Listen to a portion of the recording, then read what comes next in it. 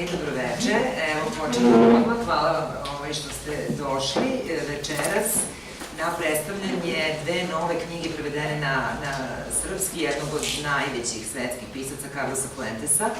I meni je veliko zadovoljstvo i čast što je sa nama i ambasador Meksika, gospodin Marko Antonio Garcia Blanco. Hvala vam što ste došli. Gospodin Cerović će nam pomoći u prevodu. Zahvaljujem se svima iz ambasade Meksika koji su danas već bili ovde i potrudili se da bude organizovano sve kako treba. I naravno, prvo da kažem i prevodiocima i večerašnjim učesnicima ove književne večeri, to su profesor Dalibor Soldatić koji je preveo roman Ahil ili, sad sam zaboravila, Ahil ili Gerilac i ubica. U izdanju Tanesija ove godine izašla knjiga i Bojana Kovačević-Petrović koja je zajedno sa Ksenijom Šulović prevela onu drugu tamo knjigu koju je izdala Akademska knjiga iz Novog Sada takođe ove godine, koja se zove Zakopano ogledalo, razmišljanja o Španiji i Americi. Dakle, Bojana i Dalibor su tu kao stručni hispanisti, ali je sa nama takođe Miroljub Stojanović, veoma stručan čitalac i hispanske literature i svetske literature. Ja mogu za početak samo da kažem da su ove dve knjige veoma komplementarne, ne samo zato što ih je pisao jedan autor, nego zato što zapravo istu ideju negde provlače, a to je ideja o jednom velikom kontinentu koji je zapravo u neprestanom dijalogu sa mnogim drugim kulturama. I ono što Fuentes i kroz jednu i drugu pokazuje jeste ta vrednost mešanja kultura. Čini mi se da je to nešto što može iz ovog romana, koji je vrlo neobičan roman, ovo nije samo roman, ovo je jedna vrsta hronike, jedna vrsta novinarskog beleženja stvari koja govori o stvarnoj ličnosti jednom od vođe gerile u Kolumbiji. I mislim da je ovo dovoljno za početak i sada dajem reč ambasadoru da, eto, ambasada Meksika je pomogla izdavanje knjige Zakopano ogledalo, a ovaj roman se pojavio u novoj ediciji izdavačke kuće Tanesi, koju sa gospodinom Simonom Simonovićem uređuje Dalibor Soldatić i pretpostavljam da će takođe ambasada učestvovati nadalje u ovoj ediciji, a i čućemo šta će tu još biti. Evo za početak bih zamolila gospodina Blanka da nam se obrati. Muchísimas gracias, buenas noches. Hvala veliko, dobroveče. El que está agradecido soy yo. Onaj koji je zahvalan sam ja.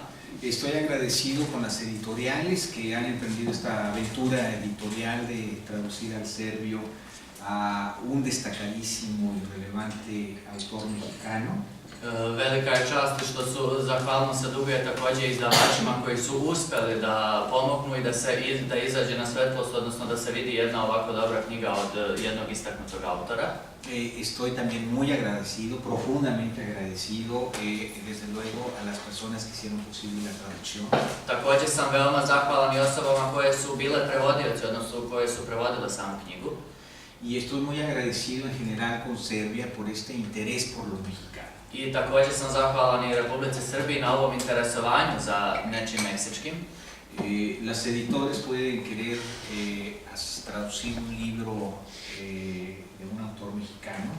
Izdavači mogu da žele i da vole da izdaju jednu meksičku knjigu jednog meksičkog autora. Y puede haber gente capaz para hacerlo. I mogu i da se vide ljudi koji su sposobni da to urade. Pero si al final del camino no hay gente interesada en leer ese libro. I ako na kraju krajeva nema ljudi koji su zainteresovani da čitaju tu knjigu, este esfuerzo carecería de sentido. Taj sav trud iskreno nema smisla. Así que esa es la razón por la que estoy triplemente agradecido con Serbia. To je takođe razlog zbog kog sam veoma zahvalan Srbiji. Quiero agradecer muy puntualmente desde a Tamara Mirković por tenernos aquí. Takođe želim da zahvalim se i gospođi Mirković ovde prisutnoj. Desde luego al profesor Dalibor Soldatić. Svakako iznova profesoru Daliboru Soldatiću. Gran amigo de México. Velikom prijatelju Meksika. Ustedes dicen que es serbio, nosotros decimos que es mexicano. Vi kažete da je Srbin, mi kažemo da je Meksikanac. A Bojana Kovačević también es la misma situación. Muchas gracias, Bojana. Profesorki Bojani Kovačević, takođe ista situacija, profesorka veliko hvala. Ella también dice que es serbia, pero nosotros decimos que ya casi es mexicana. Ona takođe kaže da je Srpkinja, ali mi kažemo da je skoro Meksikanka. Y desde luego a Miroljub Janković del Centro de Cine de Serbia. I svakako gospodinu Mirovlju koji dolazi ispred Srbije. También muchísimas gracias. Također veliko hvala. Y muchas gracias a todos ustedes por su interés. I hvala svima vama na vašem interesovanju. Lo relevante de esto es, a final de cuentas, lo que van a decir los especialistas. Así que les agradezco nuevamente y mejor los escuchamos a ustedes. Ono što je relevantno jeste to što će reći gospoda specijalisti. Iznova vam veliko hvala i da čujemo njih. Gracias. Thank you.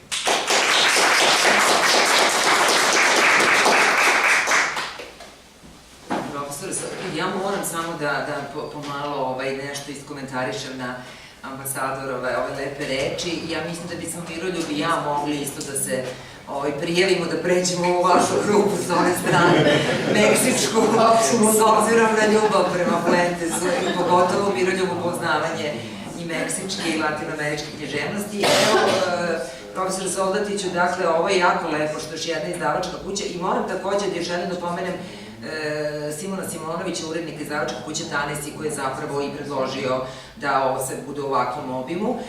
I eto, tu dolazimo i do vašeg dogovora oko ove nove edicije. Ovo je jedan neobičan roman koji se pojavio posthumno, koji govori o istorijskim događajima, koji predstavlja vrstu hronike i imamo jedan pogovor koji je jako važan da bismo uopšte razumeli kako je nastajao roman i kako je vama bilo da prevedete nešto drugačije od uobičajenih književnih formi. Ovaj roman je izašao u originalu na španskom u maju 16. I bio sam u Madridu i video knjigu kupio. Pomalo sumnjičan kad sam video da je to roman koji se objavljuje posle smrti, ali koji Fuentes nije definitivno uobličio. Međutim, kada pročitate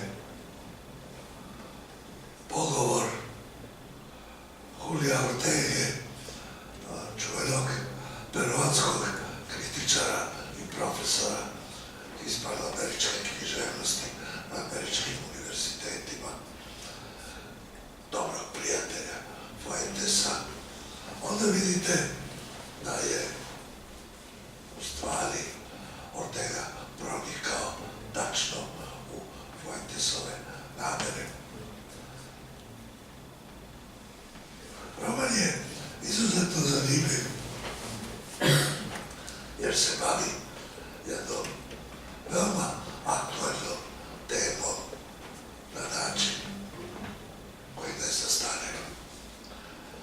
Fuentes nije hteo da objavi roman pre nego što se postigne mir u Kolumbiji i pošto je do nekakvog relativnog mira došlo posle potpisivanja primirja između Farka i vlade Kolumbije, onda je udovica Silvija Lemus odobrila i uručila materijale Juliju Ortegi. Roman se bavi životopisom Carlosa Pizarra. Ovde je on Ahil, legendarnog vođe gerilskog pokreta M19, koji je pred kraj prihvatio ponudu i potpisao primirje sa vladom, transformisao M19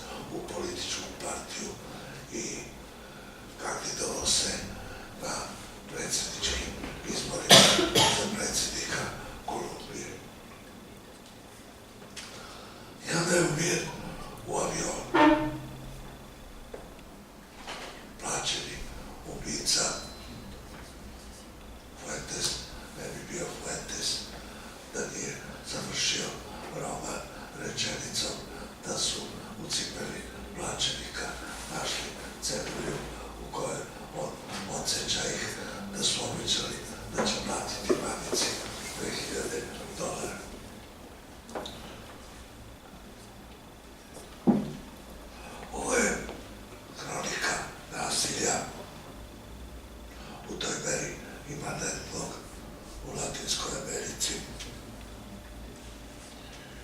i priča o četvorici gerilaca,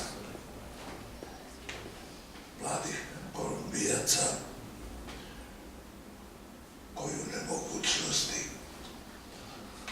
da vide nekakvo poboljšanje situacije haosa koji vlada u Kolumbiji, opredeljuju se da idu u džunglu i da budu gerilci.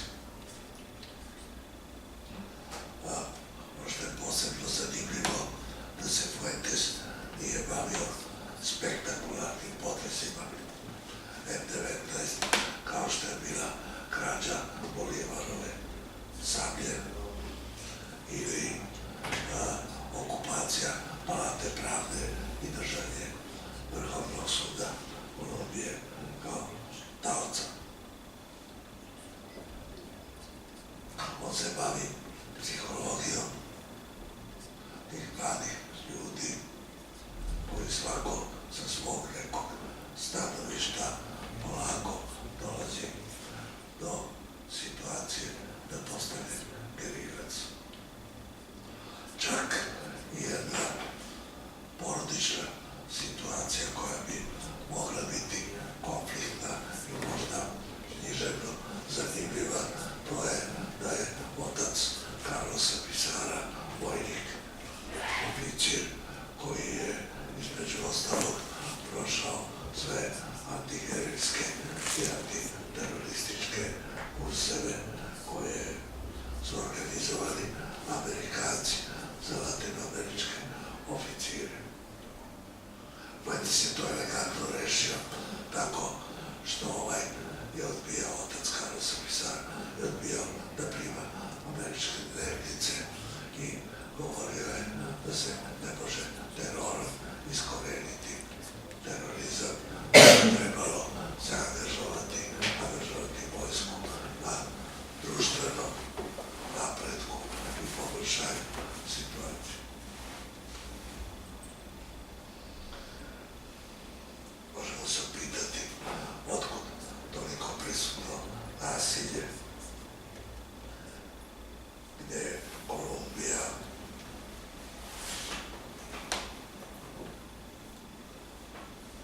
zemlja u kojoj istorijski je najprisutnije nasilje u toj meri da istorije književnosti beleže i ciklus romana o nasilju. Latinska Amerika je nastala nasilno. Posle otkrića Španci su došli, sproveli najradikalniju, najbrutalniju kolonizaciju u istoriji zapadnih civilizacija. Ni Englezi, ni Francuzi, ni Holanđani, ni Portugalci, ni Nemci ne beleže takve okrutne epizode kao što ih imamo na području Hispanske Amerike. Onda je došla nezavisnost koja je također osvajala nasilje. Pa su usledili unutrašnji sukobi borbe za vlast. Tako da je nasilje konstantno prisutno u životu Latinoamerikanaca. Nažalost, evo i Meksiko posljednjih decenija zbog narko-kartela također je ušao u jednu fazu prisutnog nasilja u svakodnevnom životu. I Vargas Llosa je u jednom uvodniku u El Paisu postavio pitanje zašto su Latinoamerikanci nasilni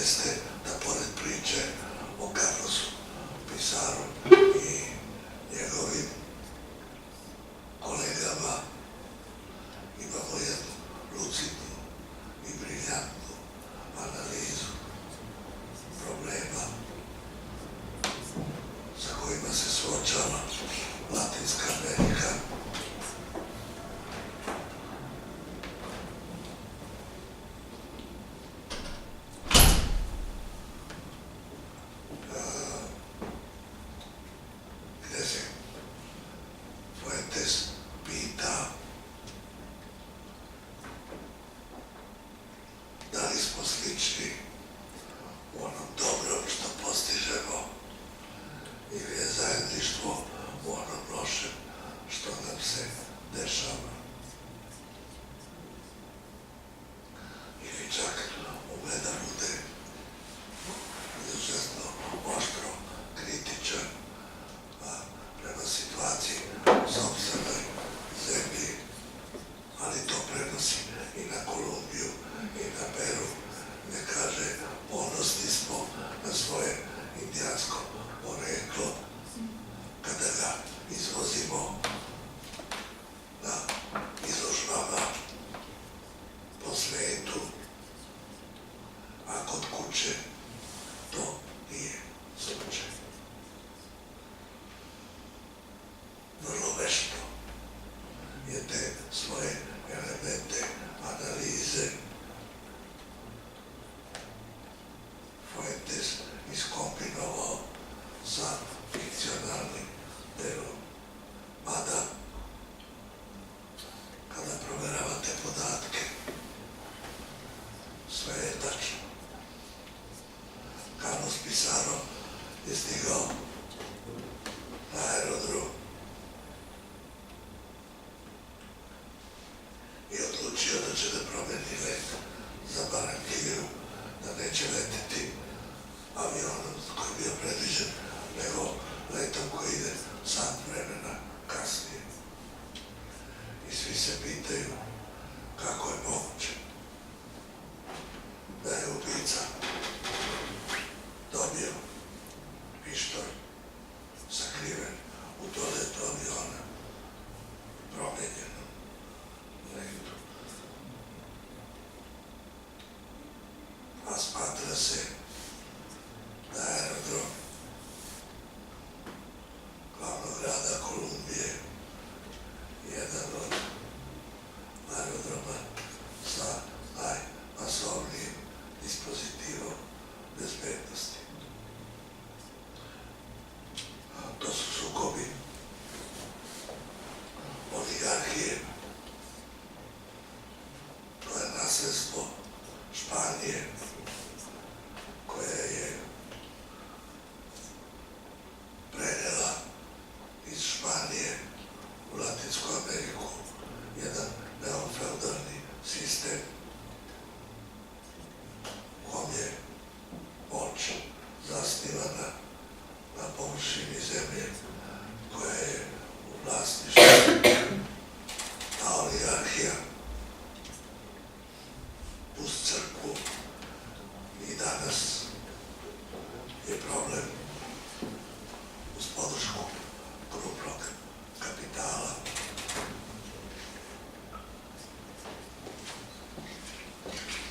I ne preza ni od nasilja i nasilnog svrgavanja vlasti kada im to odgovara. Važno.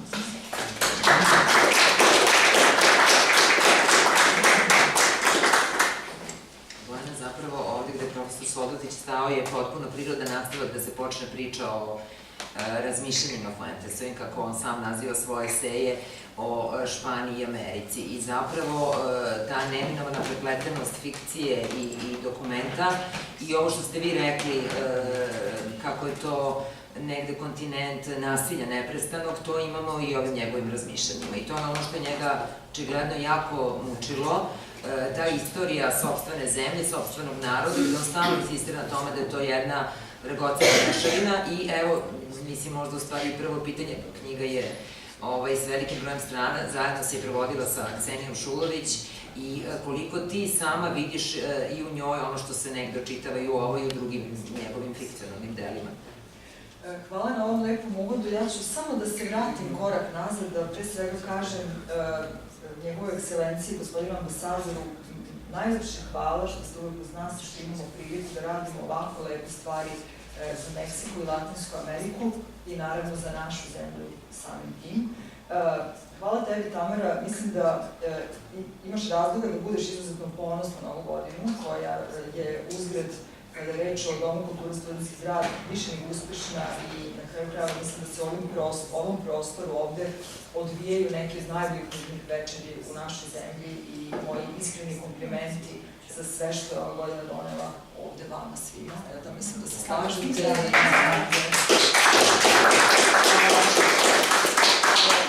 Naravno, profesoru Soldatiću, bez kojeg ne bi bilo ni jedne ni druge knjige, odmah da raščistimo to, što je činjenica. Dakle, mislim da ovog Ahila niko ne bi preveo tako kako ga je preveo profesor Soldatić i neizmjerno se radujem što je upravo poželeo da prevede tu knjigu i realizovao. Pravo sam profesor, nemojte se... To je bila moja sledeća rečenica i ne samo što smo s jedne strane užasno hendikepirani, što profesor više ne predaje na fakultetu, iako smo mi svi sad već otišli odatle, ali s druge strane je velika sreća što imate vremena za ovako divne stvari i što imate najdivniju moguću saradnju. Dakle, Marija koja vam je desna ruka, prvi čitalac i više nego dragocen saradnik, isto vremena zaslužna što je ova knjiga ovako kako jeste i zaista mislim da je ovaj Ahil barem jednako dobar u prevodu kakav je u originalu. I verujte mi da je to istina. Tako da sam sigurna da je izdavačka kuća Tanesi ovim pokrenula jednu lavinu s obzirom na profesorove planove i na mogućnosti i na kraju krajeva na popularnost hispanoameričke književnosti kod nas.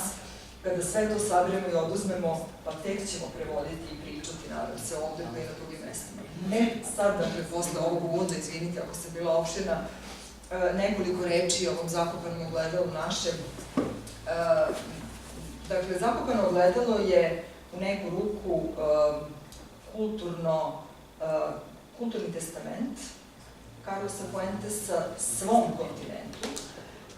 S druge strane, Carlos Fuentes je pisac koji se od svoje prve knjige posvetio identitetu.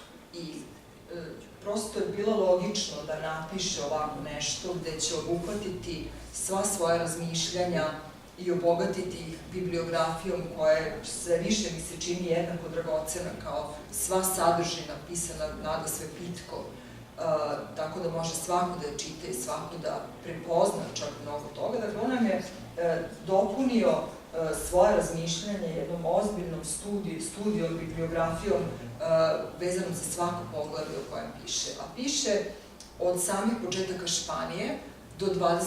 veka. Naime, ova knjiga je objavljena prvi put 1992. godine, kada je obeležavano 5 vekova od otkrića Amerike i Carlos Fuentes je zamislio da paralelno napravi televizijsku seriju, 5-časovnu, u 5 epizoda, i da to, naravno, sve objavi u formi knjige kao sredstvo koje mu je najbliže.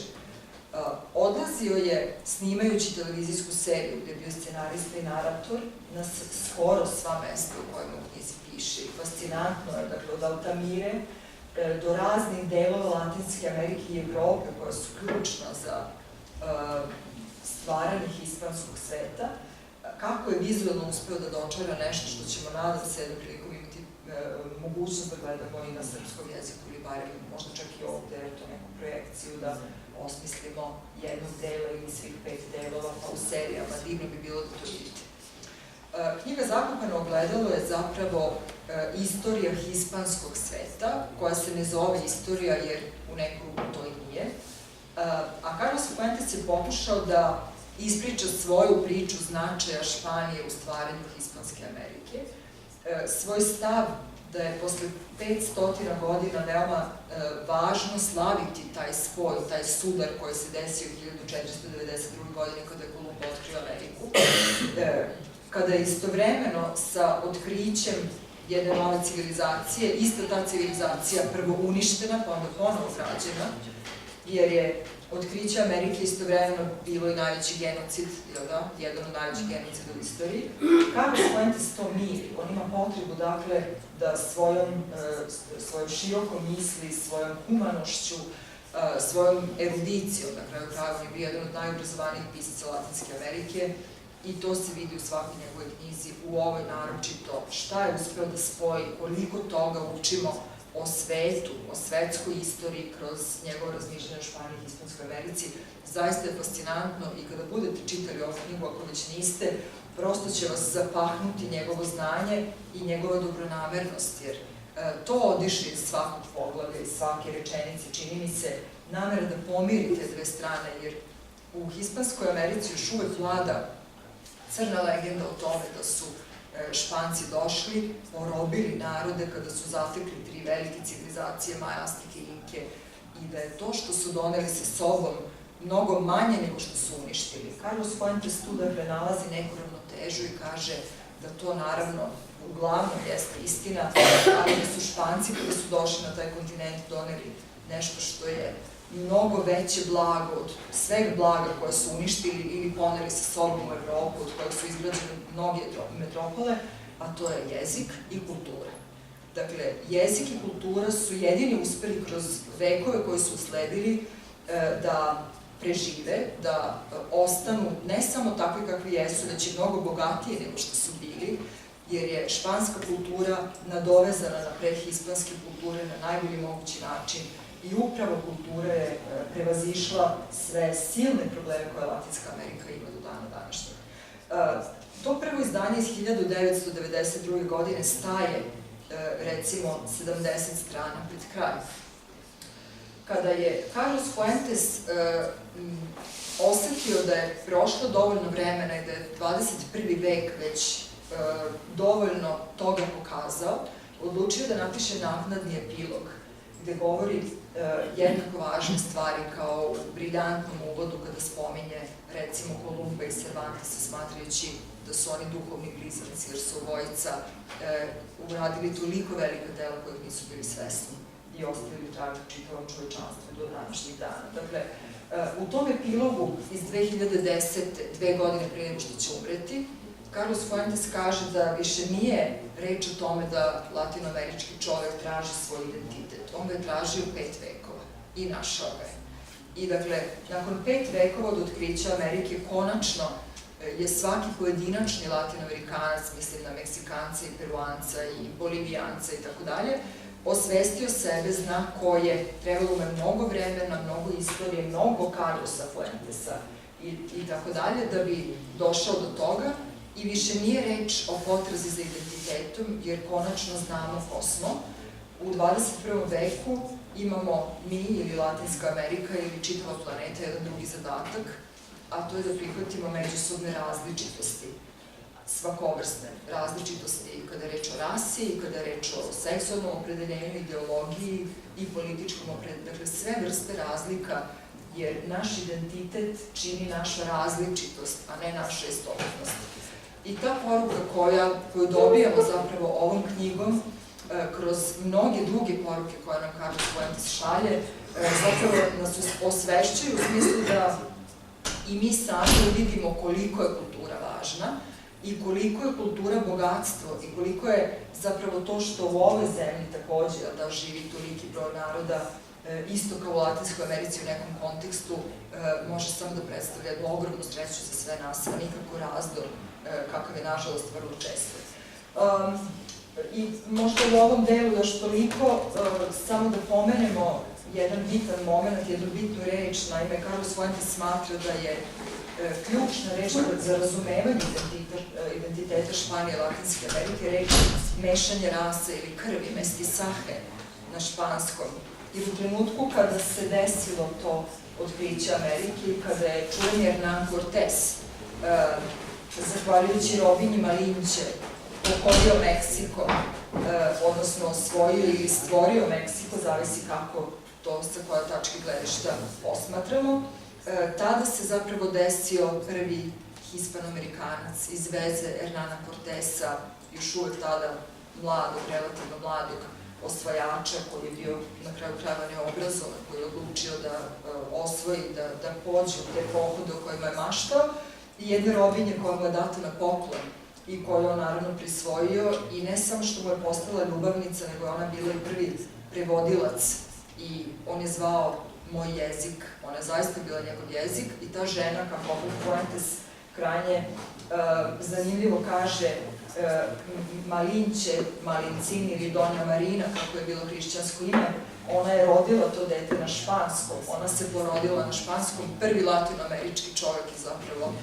bilo dete Hernana Cortesa i te pastičke robinje koju je on dobio na poklon. I dakle, pre i posle toga se razne priče ispredaju, on uspeva da nam u ovu jednu knjigu smesti obilje činjenica, tako da nam ništa ne smeta, da je čitamo izuzetno lako i to je negde njegova veština pripovedanja, šta god da piše. I zašto je profesor Solović kriv u najvišem smislu i za ovu knjigu? Naime, kada smo se dogovarali o temi moje doktorske disertacije i kada smo utanačili da će to biti Carlos Fuentes i njegov stav, odnosno njegove razmišljanja o identitetu Hispanske Amerike, prvo što sam dobila kao zadatak, kao profesor doktorant, to je da nabavim ovu knjigu i taj serijal. I dakle, od toga je sve počelo i onda je ta knjiga još jednu čaroliju dobila. Naime, disertacija i prevod ove knjige su se ovako preklopili, dakle, kako sam pisala tezu, tako sam prevodila određene delove i ubacivala je tamo gde treba i ona je naprosto, eto, sastavni deo tog perioda, nedavnog perioda mog života i zaista sam najiskrenije zahvalna. Mislim da je to ogromna privilegija, ne samo imati mentora kakav je profesor Soldatić i prevoditi Carlosa Fuentesa, nego uopšte pisati i čitati ovako nešto i najiskrenije se rada da ćete imati priliku da uživate u ovoj knjizi.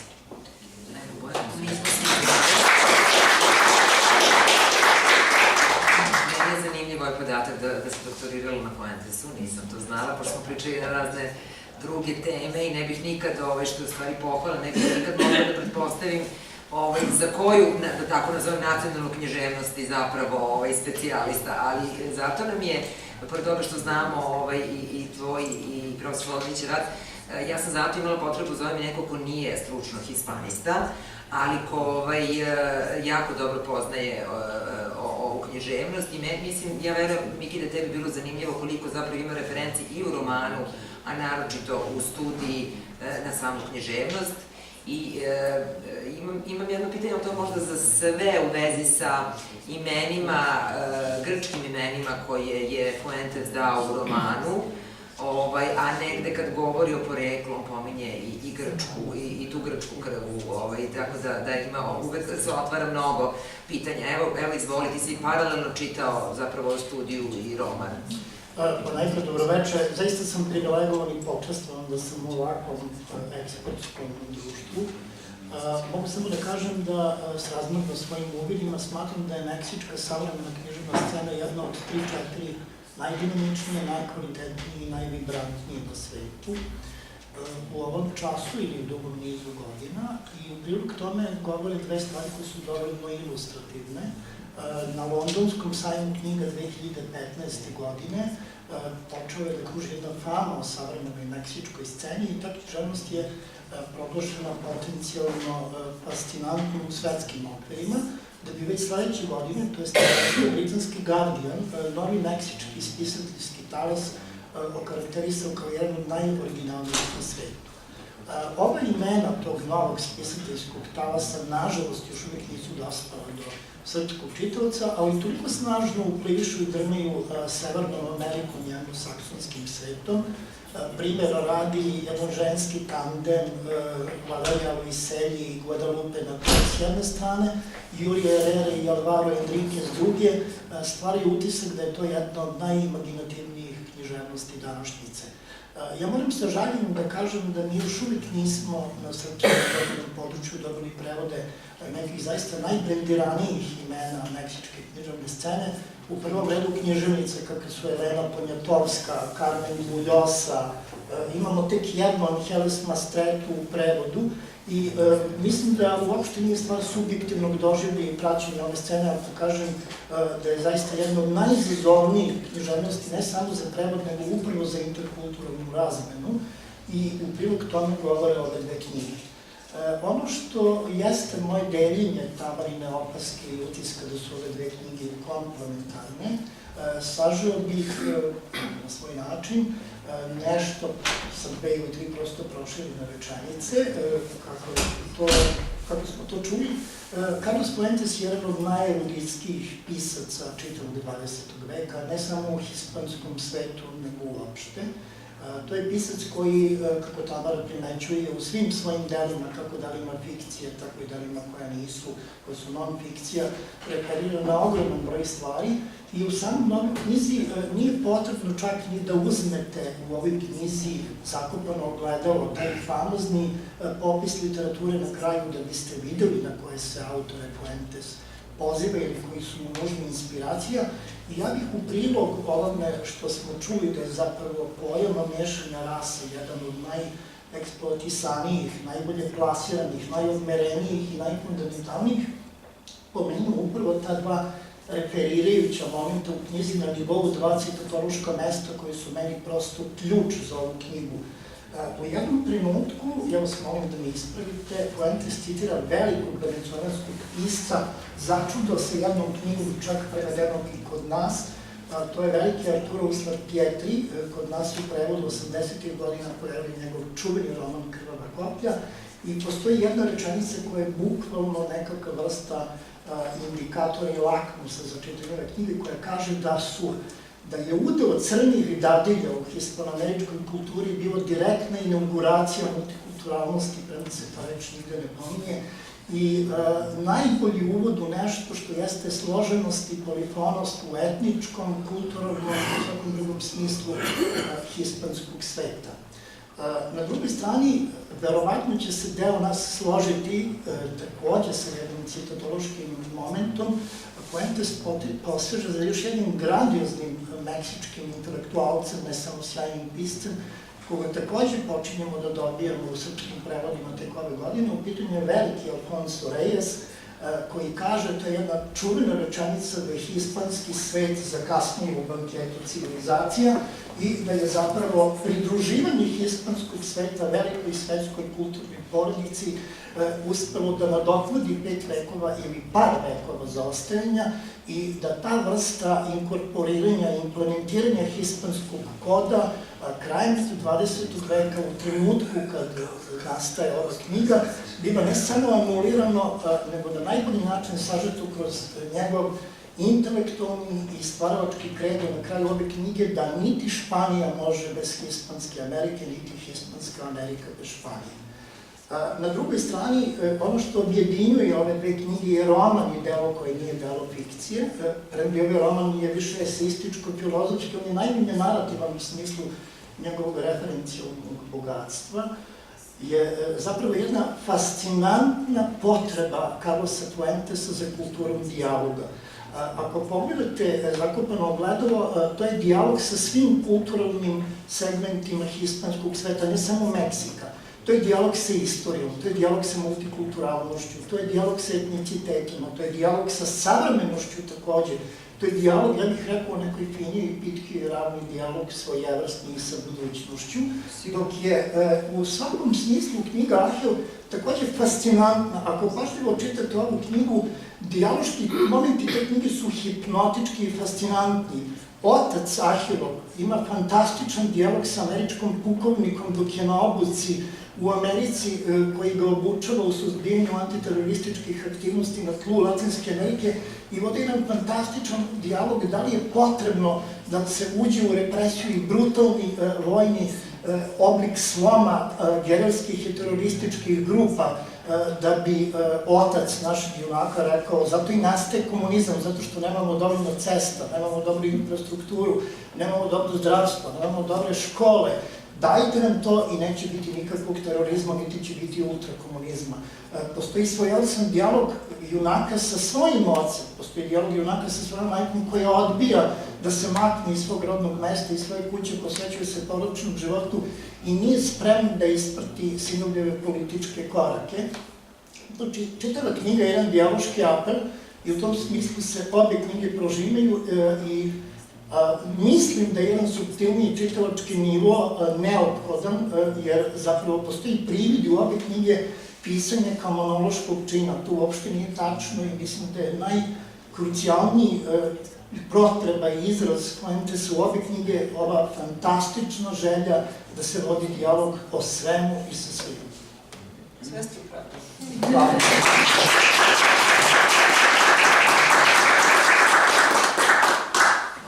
Evo, ja bih se vratila, ono sam malo prepomenula, meni meni je, čini mi se, da meni kao čitavcu možda malo potrebno toga, da čujem vaše mišljenje o ovome što sam rekla, dakle imena grčkih junaka kao imena saradnika i glavnog vođe gerile, evo profesore i vi, kako, i naravno ni sama knjiga jer se zove Ahil. Ima reče Ljepskog. Da. Naravno i citira se Ilijade na početku, što je isto važno. Dobro, to, mislim, ide usput upravo prvi redak koji čitate jeste pevaj Ahilovu sržbu, sad i bila da je baš sržba u pitanju. Dakle, ima reče Ljepskog borbi tom zanosu da se promeni stanje u zemlji, možda čak i manje junačkog, a više epskog. Mislim, ne vidim neki drugi razlog. On je išao, Carlos Pizarro išao u jezuitsku školu, pa kad ih otac vadi iz škole, kaže popu, ja sam doveo decu svoju u jezuitsku školu, a proizveli ste mi komuniste. Veoma je zanimljiv dijalog i pouka popa jezuita koji njima priča, gde su ideje priče meni bliske. Tako da, mislim, što se mene tiče, Ja bih možda rekla nešto što može da se opet primeni na nas, puno toga, čini mi se, možemo da naučimo ako hoćemo. Nije reč samo o Grcima i Rimljanima. Fuentes kaže da je kompletan latinoamerički svet zapravo svet i Maja, i Azteka, i Grka, i Rimljana, i Jevreja, i Arapa, i naravno Crnaca, i najrazličitijih evropskih naroda, dakle da je sve to čak ne ni latinoamerikanac, nego indo-afro-iberoamerikanac. On koristi tu briljantnu reč, jer je termin Latinska Amerika nastao tek tamo nekako sredinom 19. veka, recimo, i to u Francuskoj. Pre toga se taj kontinent zvao Indije, pa se zvao, recimo, Čvrsta zemlja, imao je razne druge nazive. Latinska Amerika je nastala kao pandan anglosaksonskoj Americi, dakle tražilo se nešto da se formuliše, ili precizira taj deo sveta. Katolička. Tako je, i dakle, Carlos Fuentes smatra da je najprecizniji termin upravo to, indo-afro-ibero, da ta reč, jedna reč, obuhvata zapravo sve to što je Latinska Amerika, a on to razlaže na mnogo šire i mnogo dublje, te tragove, smatrajući da je svaka kultura na svoj način prisutna na tom tlu i često zapravo poseže za raznim kulturama na jedan ili drugi način, i za mitovima, i za pojedinačnim likovima. Ima tu još grčke mitologije, pa čak i rimske u nekim knjigama. Vrlo konkretno ih koristi i poimence, i neki događaje, i citate, i tako dalje. Dakle, sve to je njemu jako blisko i njegove knjige su sve u tom pogledu izuzetno obogaćene. Čak jedan detalj koji ne pominjemo, osim u jednom radu ga ima, ali zaista nismo imali priliku da pričamo o njemu.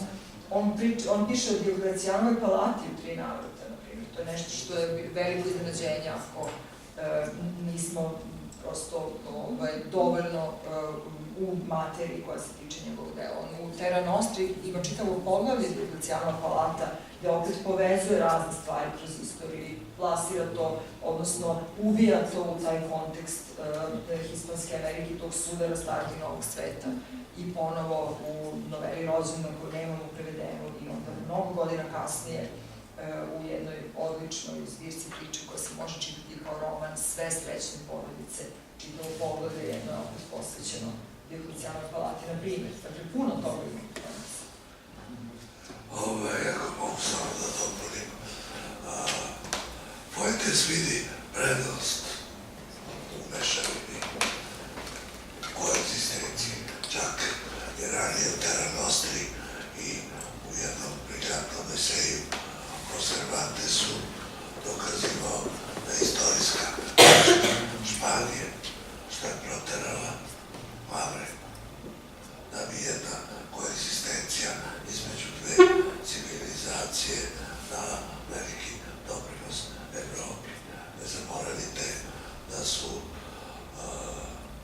malo imamo predrasude u odnosu na islamske civilizacije, jer su kod nas došli Turci, a u Španiju su došli Pavli koji su doneli i arhitekturu, i matematiku, i medicinu, između ostalog spasili Evropi od zaborava Platona i Aristotela i tako dalje.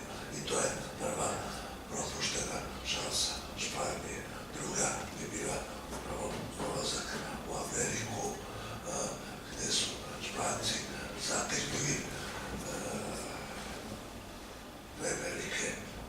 tri velike civilizacije, Azteke, Maje i Inke. Svaka briljantna na svoj način. Samo se podsjetimo da je kalendar Maja precizniji od našeg današnjeg kalendara. Mislim koliko su daleko otišli. I da se vraćamo na pitanje identiteta, ja uvek citiram Octavia Pasa, koji je govorio da je latinoamerički identitet bolje sagledati kao jednu vrstu procesa. Jer Meksikanca razlikujemo od Argentinca ili Kubanca. S tim što je ta svest o zajedništvu velika prednost Latinske Amerike. Za razliku recimo od raspada Jugoslavije, gdje svako insistira na sopstvenom jeziku, Latinoamerikanci su tu fazu veoma brzo prevazišli i shvatili da je to velika prednost imati jedan zajednički jezik za komunikaciju. I on se dugo zvao Castellano, pa su akademije jezika iz Latinske Amerike insistirali 1930 i neke da se zove Espanjol i nikome nije to smetalo. I to je doba globalizacije, ako pogledamo negativne aspekte globalizacije, Latinskoj Americi dalo jednu šansu da se odbrani, a učestvujući u procesu univerzalne civilizacije. Ja bih sada, ako nemate ništa protiv, uključila ponovo njegovu ekscelenciju gospodina Blanka, ako hoće da se priključi na ovo što je rekao profesor Sodlatić sada u vezi sa tim osjećanjem zajedništva. I ova paralela je zaista značajna za raspad naše bivše zemlje na mnogo manjem prostoru u odnosu na jedan mnogo veći prostor. Dakle, koliko meksički čovek i uopšte i ljudi iz drugih zemalja koji su tamo imaju taj osjećaj zajedničke sudbine koja je jako bitna.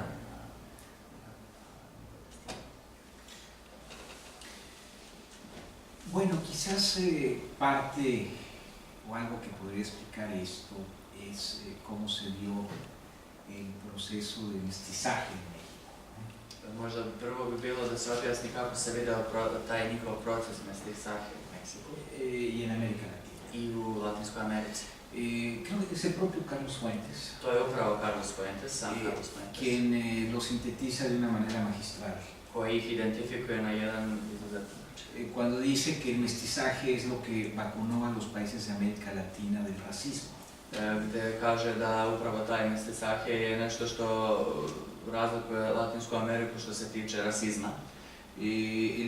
El dilema existencial en Latinoamérica, Ta, da kažemo, egzistencijalna dilema u Latinskoj en Americi, términos de identidad, u terminima identiteta, es que no nos quedaba claro si éramos descendientes europeos o descendientes de los indígenas.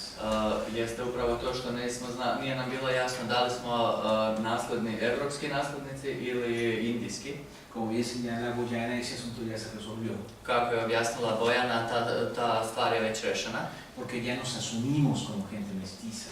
jer smo se upravo sumirali smo zapravo šta smo i ko smo. No somos uno ni somos otro, Nismo ni jedni ni drugi, somos la combinación mi smo kombinacija. de ello. Y precisamente la figura de Hernán Cortés y la Malinche, como bien se ha señalado, Upravo kao što je i sama figura Malinče, es el nacimiento a final de cuentas de una nueva nación.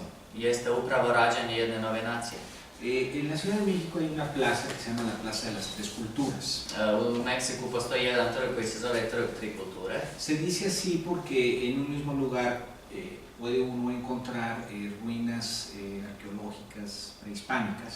Kaže, zove se tako zapravo iz tog razloga što se na tom prostoru mogu naći arheološke ruševine, odnosno nalazišta hispanista, Templos coloniales kolonijalni hramovi y arquitectura moderna contemporánea. i moderna savremena arhitektura. De ahí el nombre de la Plaza de las Tres Culturas. Odatle i dolazi naziv Trg Tri kulture, Pero según la historia, ali sledeći istoriju, se dice que ahí se libró precisamente la última batalla entre lo que eran los indígenas mexicanos ante la llegada de los españoles.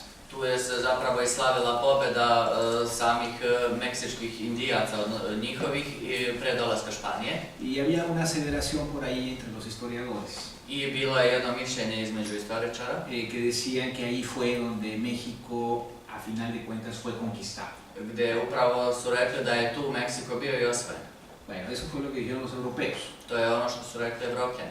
¿Cómo lo vimos los mexicanos? Kako vidimo mi Meksikanci? Pusimos otra placa Stavili smo drugu tablu, que dice más o menos palabras más, palabras menos lo siguiente. manje više reči glase ovako. Aquí aconteció el doloroso parto de la historia. Ovde se desio Bolan porođaj. bolan porođaj istorije, En el que nació una nueva nación. gde se rodila jedna nova nacija. Es decir, no fue que alguien ganara y alguien perdiera, Nije bilo da je neko dobio ili izgubio, sino que de ahí salió algo nuevo. nego da je iz toga izašlo nešto novo. Si me permite apelar un poquito a su paciencia, Ako mi dozvolite malo da upotrebim strpljenje, quisiera compartir con ustedes un par de comentarios que permita quizás entender esto. želeo bih zapravo da podelim sa vama par komentara koji dozvoljavaju da se razume ovo De mejor manera. na najbolji način. Por ejemplo, ¿cuál es la diferencia que se dio en el proceso de colonización en el actual territorio de Canadá y Estados Unidos? Koja je razlika recimo u perioda kolonizacije današnjeg prostora Kanade i Sjedinjenih država? En México y en Brasil, por ejemplo. I recimo u Meksiku i Brazilu. Bueno, cuando los portugueses llegaron a Brasil, Kad su Portugalci došli u Brazil, no encontraron a nadie, nisu našli nikoga. no había nadie. Nije bilo nikoga. Algunas pequeñas tribus dispersas en ese inmenso territorio. Na tako ogromnoj teritoriji, vrlo rasprostranjenoj, našli su nešto vrlo malo. Y entonces la solución para hacer productivas esas tierras I rešenje da bi ta zemlja i ti tereni bili produktivni, fue traer mano de obra esclava desde África. bilo je zapravo dovesti roblje iz Afrike. Eso explica la negritud de Brasil. To objašnjava recimo u stvari u Brazilu. Y eso marca una característica muy específica del desarrollo en Brasil y de la identidad brasileña. I to zapravo je nešto što i daje okvir, odnosno uokviruje celu situaciju u Brazilu, identitet u Brazilu. No tanto fue un país conquistado, Nije toliko bila jedna osvojena zemlja, porque no había nadie, jer nije bilo nikoga tamo, sino que fue un territorio colonizado nego je bila jedna kolonijalizovana con zemlja. mano de obra esclava traída de África. Svakako sa robljem koje je dovedeno iz Afrike. Bueno, cuando llegan los ingleses al actual territorio de Estados Unidos o la parte de Canadá, Kada su došli Englezi na aktuelnu teritoriju Sjedinjenih država i Kanade, había grupos indígenas locales más numerosos y bien diferenciados en ese territorio. bilo je, da kažemo, tih grupa indijanaca koji su bili brojni i bili su na tom području. Y el proceso de colonización ahí fue de exterminio Proces kolonizacije tamo bio je para apropiarse de esas tierras. da se nasele da bi se zaštitile teritorije. Cuando quedaban unos grupos pequeños de los indígenas norteamericanos, kada su ostale neke male grupe indijaca na severu Amerike, fueron puestos en reservaciones bili su postavljeni kao rezerva y de alguna manera aislados del resto de la sociedad. i svakako na neki način izdvojeni od ostatka društva. ¿Qué quiere decir esto? Šta hoće da kaže to? Que el grupo étnico que llegó a Estados Unidos fue el grupo blanco europeo. Da etnička grupa koja je došla u Sjedinjene države bila je bela evropska grupa Y se mantuvo como tal. i ostala je takva, zadržala se takva. No se mezcló con la población. Nije se izmešala sa aktuelnom Conquistó y exterminó. osvojila je i završila. Los portugueses llegaron a lo que es actualmente Brasil. Portugalci došli na ono što je danas aktuelno Brazil, No había nadie. nije bilo nikoga Y poblaron i naselili su mayoritariamente con mano de obra esclava de Brasil. većinom sa robovima Y se empezaron a casar y a mezclar con los portugueses. i počeli su da se žene udaju i da se vežu sa Portugalcima. Hubo un mestizaje ahí. Bilo je brakova, mešanja, De alguna manera, que es un proceso muy diferenciado de lo que pasó en Estados Unidos. na neki način proces koji se nije dešavao u Sjedinjenim državama. ¿Y qué pasó en México? Šta se desilo u Meksiku? Cuando llegaron los españoles a México, Kad su došli Španci u Meksiko, había propiamente una civilización establecida ahí. bila je jedna civilizacija koja je bila situirana tamo. La Ciudad de México era más grande que muchas ciudades europeas. Mexico City je bio mnogo veći nego bilo koji evropski grad. Y el proceso de conquista, I proces osvajanja, que fue violento desde luego, koji je svakako bio nasilnički, svakako. sin embargo los españoles se empiezan a mezclar con ese pueblo conquistado. Ipak su španski osvajači počeli da se mešaju sa tamošnjim narodom. Desde el inicio, Hernán Cortés y la Malinche. Svakako na taj način. Entonces, seguramente ustedes pueden apreciar en esto que estoy compartiendo con ustedes que hay Svakako vi procesos možete muy da cenite ono diferenciados što delim sa vama, to je jedan vrlo diferencijan različit proces. en la historia de cada una de estas tres ejemplos que estoy mencionando. U istoriji od svake od ove tri primjera koje sam dao. Y desde luego nuestra cosmovisión en cada uno de estos lugares es diferente. I svakako da vizija ova tri primjera je različita. A nosotros los mexicanos nos gusta decir, por ejemplo, Nama Meksikancima se na primjer sviđa da kažemo que vivimos en una isla. da živimo na ostrvu. Tú ya conoces eso, Boyan. Bojana, vi znate. Que se llama planeta Tierra. Koja se zove planeta Zemlja. Y que el reto precisamente de la humanidad I zapravo izazov samog čovečanstva es ser capaces de articular los acuerdos y los consensos que nos permitan vivir en paz. jeste da koristimo sve ono što nam dozvoljava da živimo u miru. No podemos huir de esta realidad, no podemos huir de la tierra, no por lo menos ahora. Ne možemo da bežimo od ove realnosti, ne možemo da bežimo od zemlje, pogotovo ne sada, Con la tecnología actual. sa aktuelnom tehnologijom.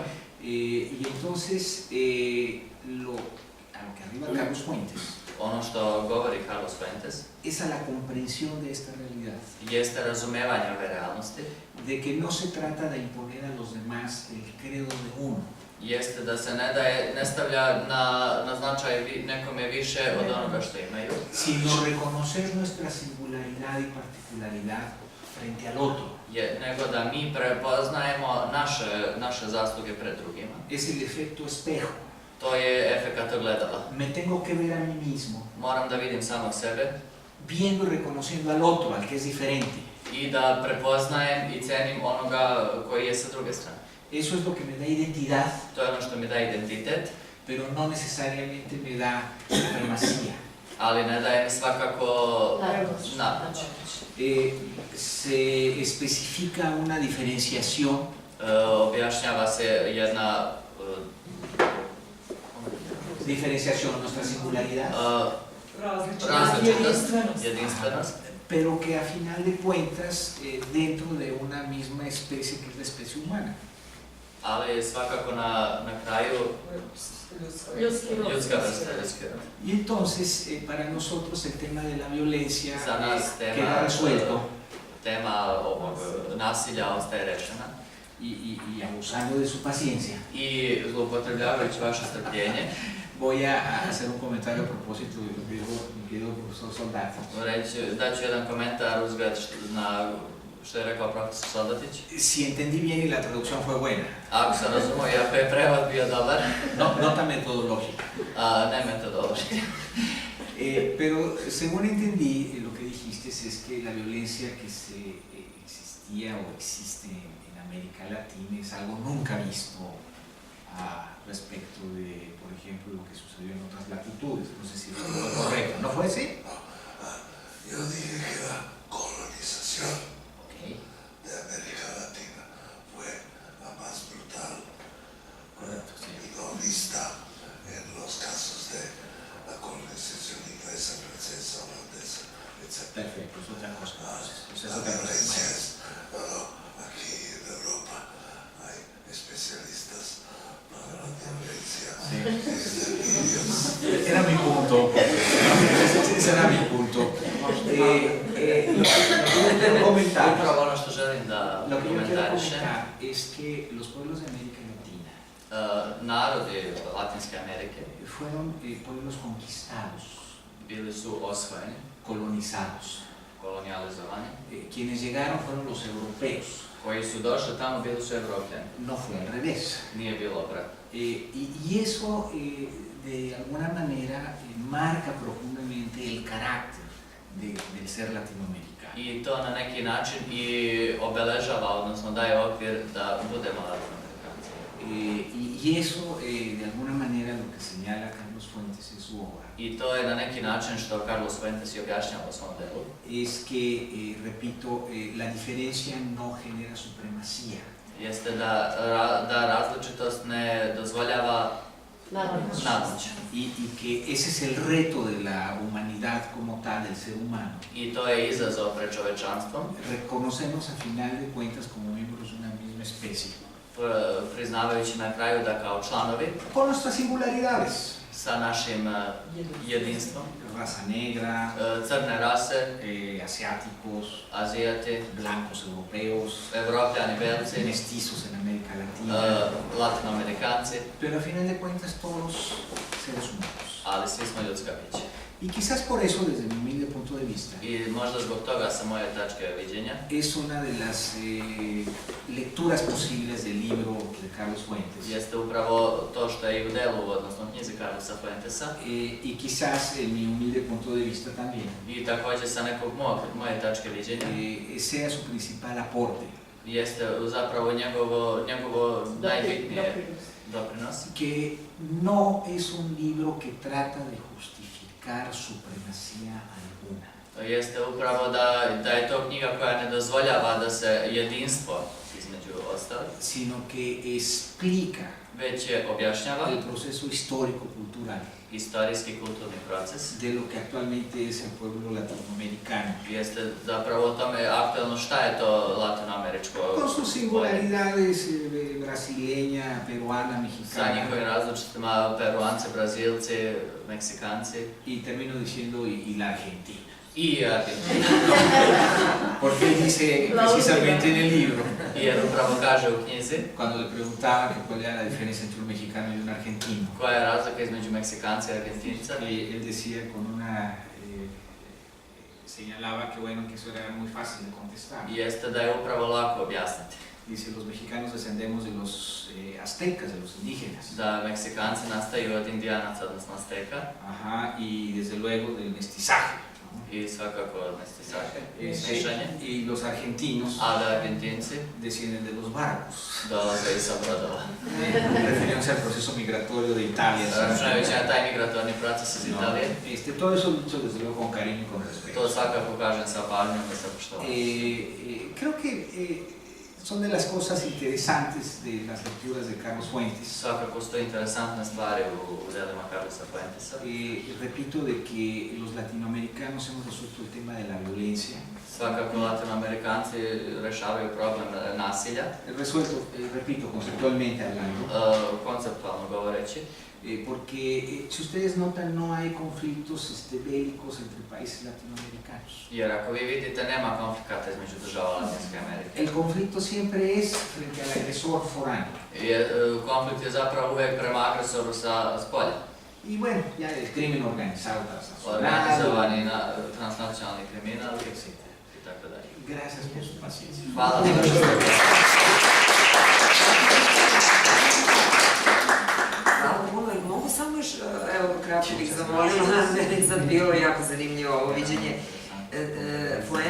Fuentes provlače kroz celu knjigu razmišljanja o Španiji i Americi da je kultura zapravo uvek prevazilazila socijalni i ekonomski razvoj cijele Latinske Amerike i da je da taj kulturni razvoj nije prekidan i negde mi se čini da je to najvažnije što treba da li delite to mišljenje?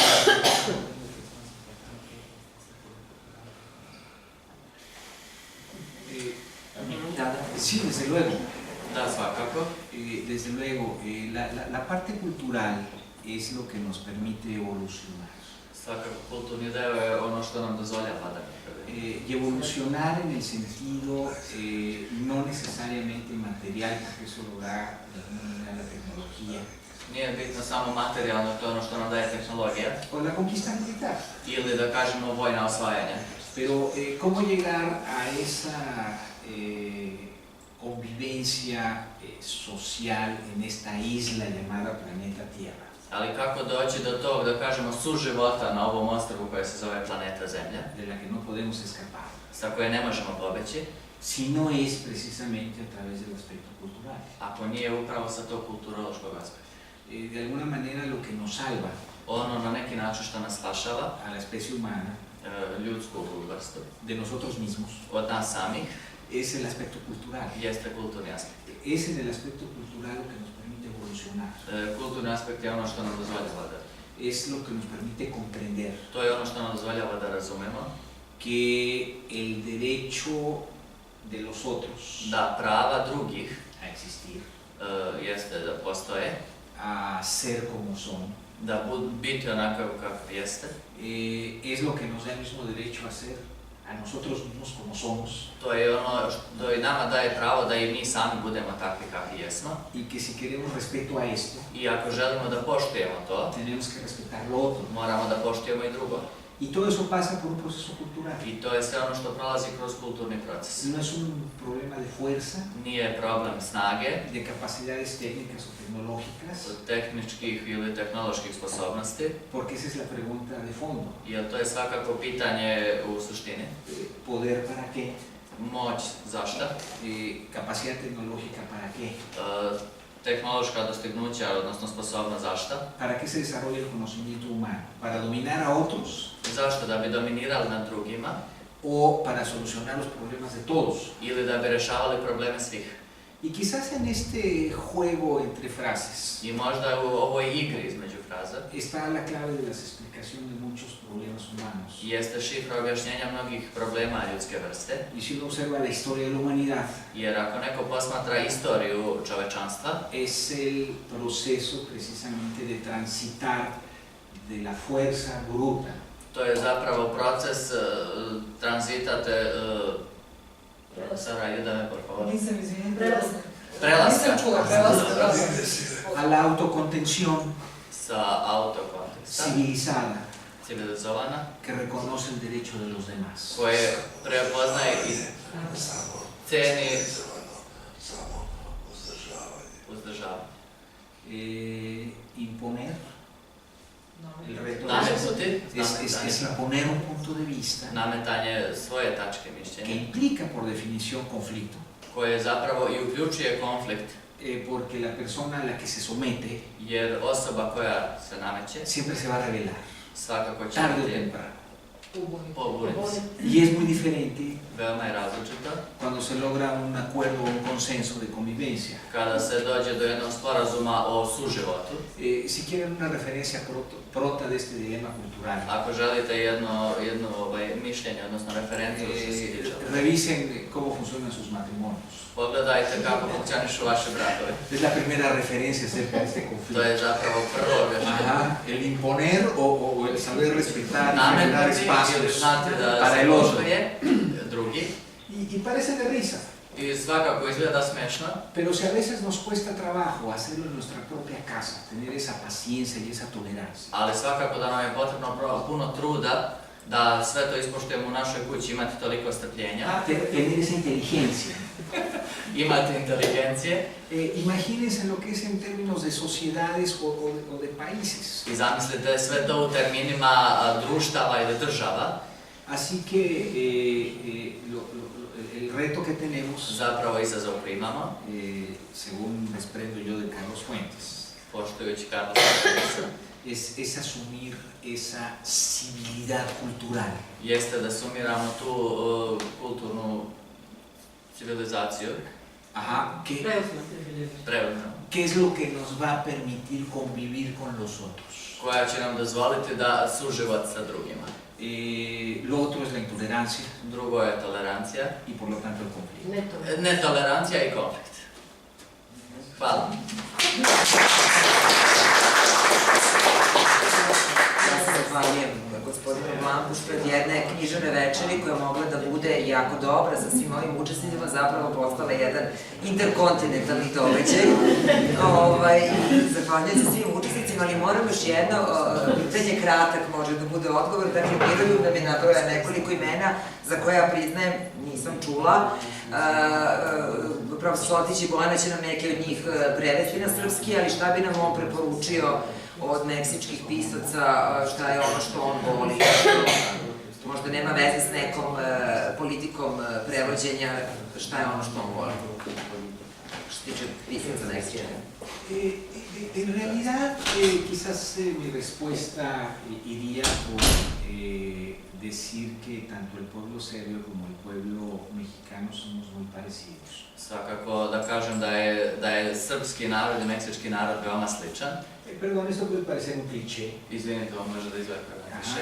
Quizás cualquier otro embajador va a decir lo mismo. Možda će bilo koji drugi ambasador reći isto. Pero yo debo de decirlo de veras con suficiente evidencia. Ali svakako želim da ovo kažem sa mnogo iskustva. Y quizás esa facilidad, esa empatía que tenemos los mexicanos y los serbios. Možda ta lakoća i ta empatija koju imamo i Meksikanci i Srbi. Nos entendemos bien, nos entendemos fácilmente. Razumemo se lako. No nos cuesta trabajo interactuar entre nosotros. Ne košta nas mnogo da kažemo da razmena između jednih i drugih. Culturalmente compartimos muchas referencias. Kulturno delimo mnogo referenci. Y eso quizás es porque tenemos una historia muy parecida. I to je možda zbog toga što imamo vrlo slične istorije. Los dos hemos sido pueblos conquistados. Oba naroda su bila osvojena. No una vez, ni dos veces, ni tres veces. 2 puta, 3 puta. Ajá, siempre hemos tenido agresiones foráneas. Svakako imali smo uvek agresije s polja. Nosotros solo queremos vivir en paz. Mi samo želimo da živimo u miru. Y siempre hay alguien afuera que quiere venir a decirnos cómo hacer las cosas. I uvek ima neko s polja ko želi da dođe da nam kaže kako treba da radimo. O tomar las cosas que son de nosotros. Ili da uzimaju stvari koje su lično naše. Y obviamente eso genera resistencia. Očigledno to je ono što pruža otpor. Y genera una manera de ser. I stvara jedan način kako biti. Y de ver las cosas. I videti stvari. Así que dicho esto, Rekavši ovo, cualquier autor mexicano que ustedes escojan, bilo koji meksički autor kog vi izaberete, estoy seguro que va a ser fácilmente entendible y asequible. siguran sam da će biti veoma lako razumeti ga, bit će razumljivo. Y van ustedes a encontrar grandes similitudes y una gran empatía. I naići ćete vi na jednu veliku, da kažemo, empatiju. Porque nuestro reto histórico ha sido el mismo. Jer naši istorijski izazovi su isti. Queremos vivir en paz, independientemente. Želimo da budemo nezavisni, živimo u miru. Pero siempre hay alguien más fuerte por ahí que nos quiere decir qué hacer. Ali uvek ima neko jači od nas tu koji želi da nam kaže kako treba da radimo. Y esta experiencia histórica, cultural del pueblo mexicano I ova, da kažemo, meksičko istorijsko iskustvo es de alguna manera similar a la de ustedes. jeste na neki način slično našem iskustvu srpskom. Así que cualquier autor mexicano que ustedes seleccionen, Tako da bilo koji meksički autor kog vi izaberete, estoy convencido que van a leerlo con facilidad. ubeđen sam da ćete ga čitati sa lakoćem. Aquí el señor director A ovde gospodin direktor mencionó algunos nombres importantes. pomenuo je neka vrlo bitna imena. Carmen Bullosa, Carmen Bullosa, Ángeles Mastretta. Angeles Mastretta, Pero la lista es larga. ali lista je duga. Y yo creo que quizás el reto que tenemos aquí en Belgrado I ja verujem da možda izazov koji imamo ovdje u Beogradu es poder identificar esos autores que más pudieran interesar jeste da identifikujemo autore koji bi mogli da budu najinteresantniji y poner manos a la obra. i da počnemo da radimo. El gobierno de México está en falta con el profesor Soldati, hay que decirlo, Meksička vlada, da kažemo, njoj je potreban profesor Soldatić, porque ya está listo. a on je spreman. Ya tenemos una lista de 10 títulos que queremos traducir. Imamo jednu listu od 10 dela koja je spremna za prevođenje. Y lo único que estamos esperando es que se abra la convocatoria del programa de traducciones del gobierno de México. I svakako je to, jeste da čekamo da se otvori konkurs za prevođenje u meksičkoj vladi, Para poder concretar los arreglos necesarios da bi mogli da konkretizujemo potrebne dogovore y poder avanzar en este sentido. i budemo u mogućnosti da uspijemo u tom smislu. Lamento mucho este retraso del gobierno mexicano en abrir la convocatoria. Žao mi je zbog ovog, da kažemo, izostatka meksičke vlade da otvori taj konkurs. Se ha tardado más de lo que esperábamos. Zakasnili su više nego što smo čekali. No está en manos de la embajada. Nije u rukama ambasade, Ajá, pero si alguien está tocando la puerta de este programa todos los días es la embajada. ali ako neko ko kuca svakodnevno na vrata ovog konkursa je upravo ambasada. Así que estoy convencido que en los próximos 2-3 años vamos a tener una buena cantidad de nuevos autores mexicanos traducidos al serbio. Tako da sam ubeđen da u naredne 2-3 godine imat ćemo zaista dosta dela prevedenih, meksičkih autora prevedenih na srpski. Hvala puno, hvala što ste učinili čast i ovoj večeri i našoj instituciji. Ja samo moram da iskažem moje skromno mišljenje da ja baš ne verujem da je bilo više od 3 ambasadora, 3 koji bi se tako lako ispoistovetili sa Srbijom, tako da zahvaljujem i na tome. Moje osjećaj da ne bi baš svi predstavili se.